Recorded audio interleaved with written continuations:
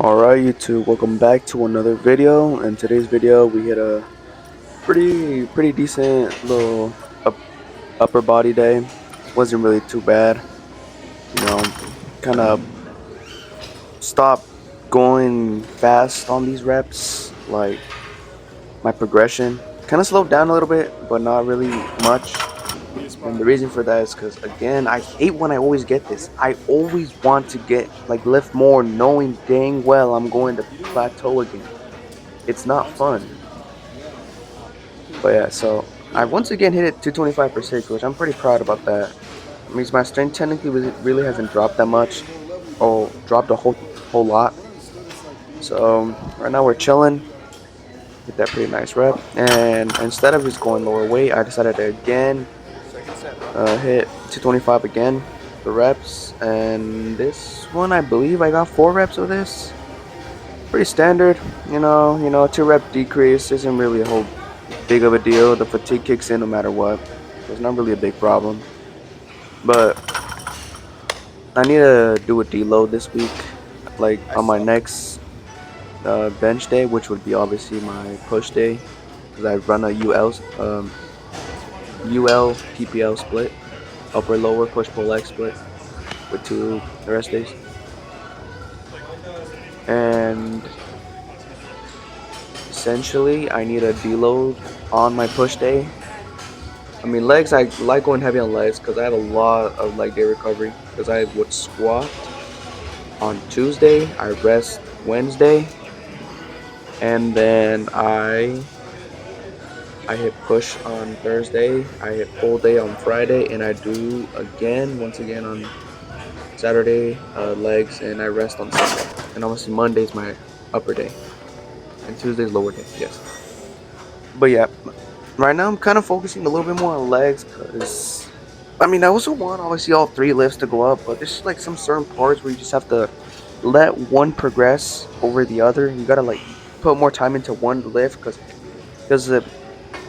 let's be honest, doing all 3 like that, it's pretty difficult, but not really at the same time. Like, it's because with like squats, you gotta get your form right, and you have to really adjust your form, have the bar stabilized on your back, fix your technique, get stronger legs, bigger quads, bigger hip abductors, adductors, glutes, calves, everything. It all matters.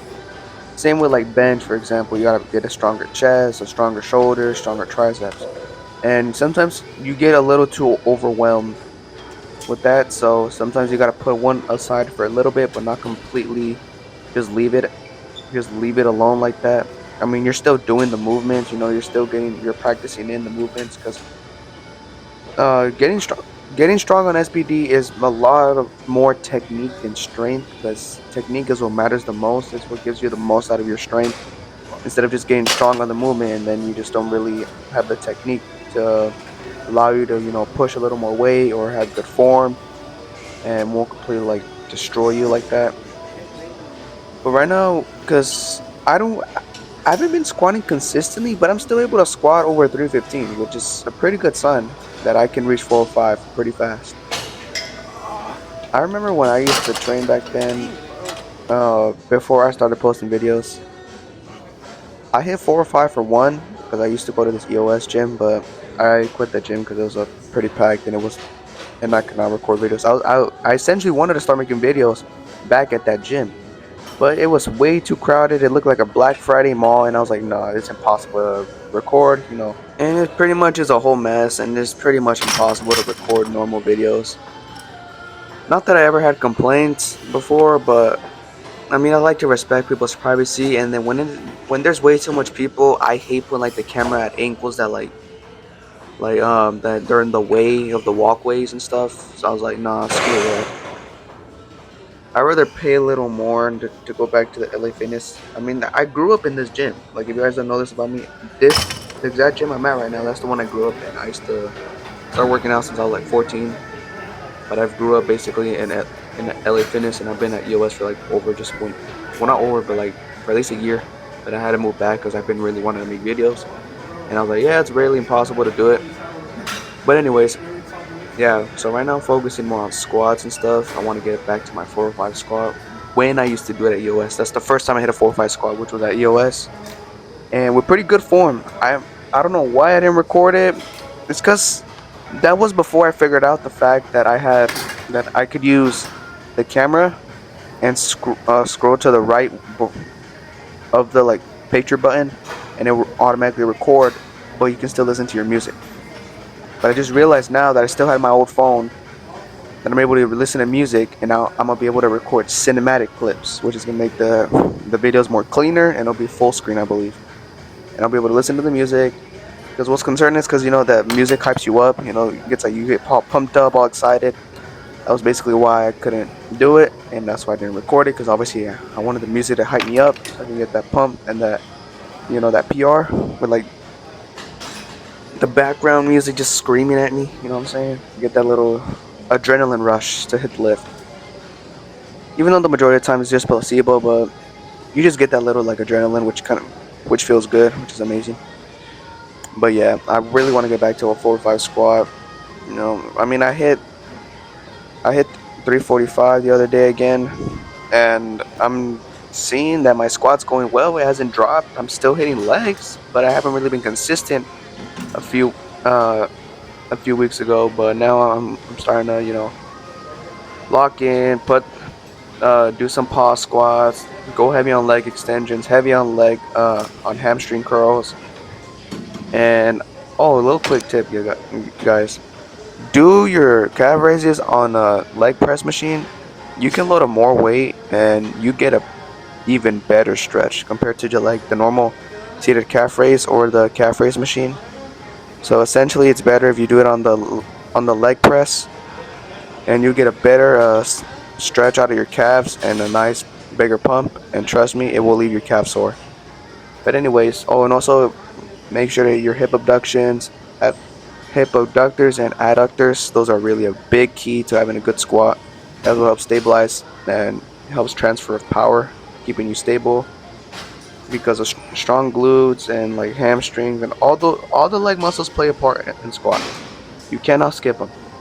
Just your simple, your squats, your leg extension, well, squats and like squat accessories that you do while squatting, like your squat pauses or just reps, and obviously your leg extensions, your hamstring curls, your hip abductions, adductors, calf raises, and your core too. Work your core. I find that I like the ab roller. The ab roller for me is like a completion of the core workout because it helps your lower back get stronger too because you're stabilizing with that too. It essentially works in your entire core. You work your obliques, your upper abs, lower abs, and for me, I feel like it's a complete ab builder. But I also do leg raises, hanging leg raises, or on the ab board, you hang yourself. You like hold yourself and put your back on the pad, and you just lift up your legs, and it's much more difficult for the lower abs. Yeah, so essentially for the core, I do ab rollers and leg raises, pretty much it. That's what's helping got my core stronger, and I'm able to brace much more stronger with the belt I have. SPD, best belt in the world, you know what I'm saying? But yeah, I know I'm legit talking about squats when this legit is a upper upper body video, which is kind of crazy. But I just wanted to let you guys know that I'm still locked in on bench. I don't know.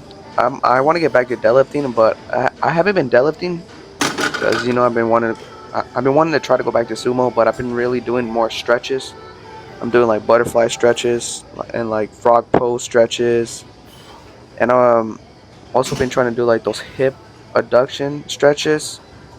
Essentially, you put a foam roller on the back of your lower back on the seat, and it allows you to push your body more forward, and you can stretch your hips even more.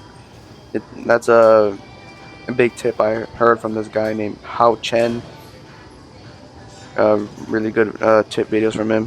He has a really like super wide hip mobility on the deadlift, which is amazing.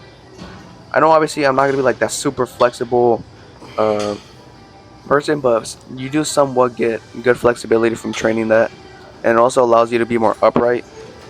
I know some people are like, oh yeah, but you don't need to be all upright and all that the sumo deadlift. don't know, but me personally, for me, I feel like you are able to lift more no matter what because you're more upright and your quads are getting more tension lifting the weight off the ground. And obviously the lift just looks more smoother and just looks more cleaner.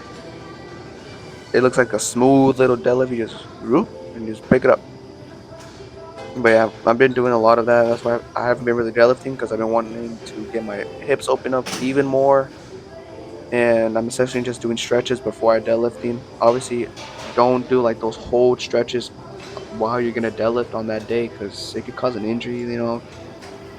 Obviously, do your like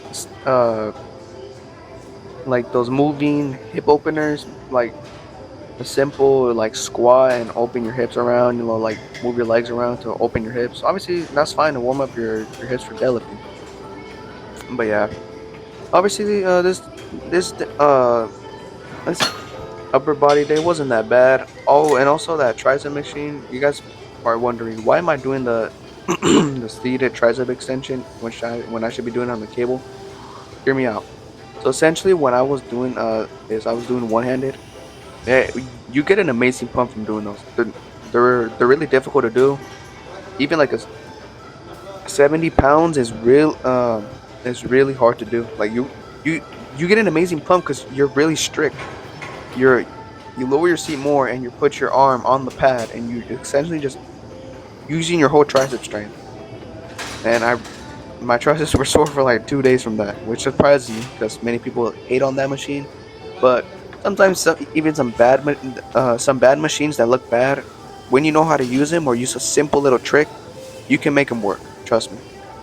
But guys, nothing other than that. We just did that. Finished off with like a drop set of these tricep dip machine. I have to do this machine if I want to get stronger triceps because you guys know I can't do standard dips because my sternum gets inflamed and it's a really big problem for me. I think that's one of the reasons why I can't bench as much because my cartilage area gets inflamed sometimes, which kind of sucks, but it is what it is. You know what I'm saying? You gotta find whatever else to build strength. But yeah, guys, I really just have nothing else to say. After this, we just hit up some pull-ups. I hit my elbow horribly on that.